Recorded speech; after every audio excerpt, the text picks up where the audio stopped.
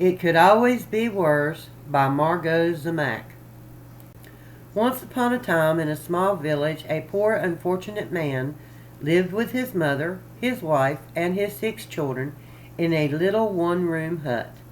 Because they were so crowded, the man and his wife often argued. The children were noisy and they fought. In winter, when the nights were long and the days were cold, life was especially hard. The hut was full of crying and quarreling. One day, when the poor unfortunate man couldn't stand it any more, he ran to the rabbi for advice. "Holy Rabbi," he cried, "things are in a bad way with me, and getting worse. We are so poor that my mother, my wife, my 6 children, and I all live together in one small hut. We are too crowded, and there's so much noise. Help me, Rabbi. I'll do whatever you say." The rabbi thought and pulled on his beard. At last he said, "Tell me, my poor man, do you have any animals, perhaps a chicken or 2? "Yes," said the man, "I do have a few chickens, also a rooster and a goose." "Ah, fine," said the rabbi. "Now go home and take the chickens and rooster and the goose into your hut to live with you." "Yes, indeed, Rabbi," said the man, though he was a bit surprised. The poor unfortunate man hurried home and took the chickens, the rooster, and the goose out of the shed and into his little hut. When some days or a week had gone by, life in the hut was worse than before. Now, with the quarreling and crying, there was honking, crowing, and clucking.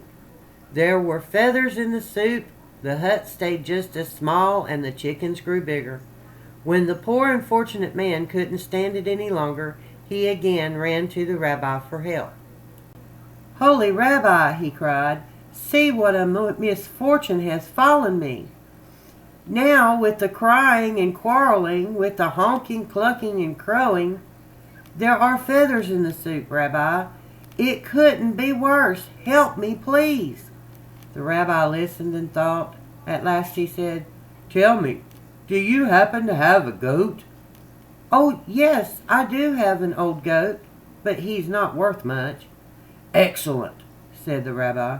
"Now go home and take the old goat into your hut to live with you." "Ah, no! Do you really mean it, Rabbi?" cried the man. "Come, come now, my good man, and do as I say at once," said the rabbi. The poor unfortunate man tramped back home with his head hanging down and took the old goat into his hut. When some days or a week had gone by, life in the hut was much worse. Now, with the crying, quarreling, clucking, honking, and crowing, the goat went wild, pushing and butting everyone with his horns. The hut seemed smaller, and the children grew bigger. When the poor unfortunate man couldn't stand it another minute, he again ran to the rabbi. "Holy Rabbi, help me! Now the goat is running wild. My life is a nightmare." The rabbi listened and thought. At last he said, "Tell me, my poor man, is it possible that you have a cow? Young or old doesn't matter."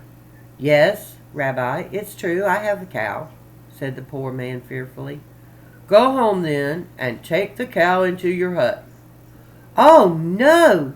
Surely not, Rabbi!" cried the man. "Do it at once," said the rabbi.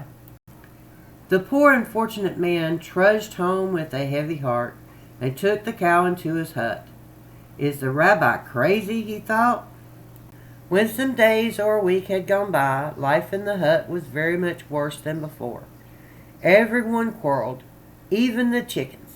The goat ran wild. The cow trampled everything. The poor man could hardly believe his misfortune.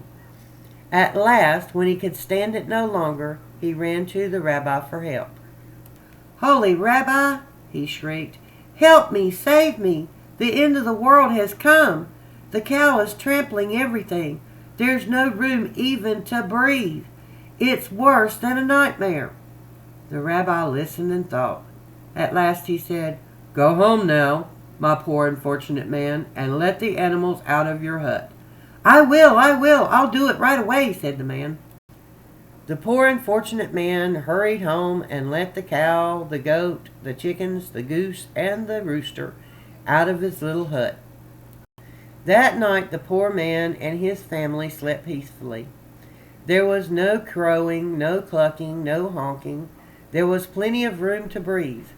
The very next day the poor man ran back to the rabbi. "Holy Rabbi," he cried, "you have made my life sweet for me. With just my family in the hut, it's so quiet, so roomy, so peaceful. What a pleasure!"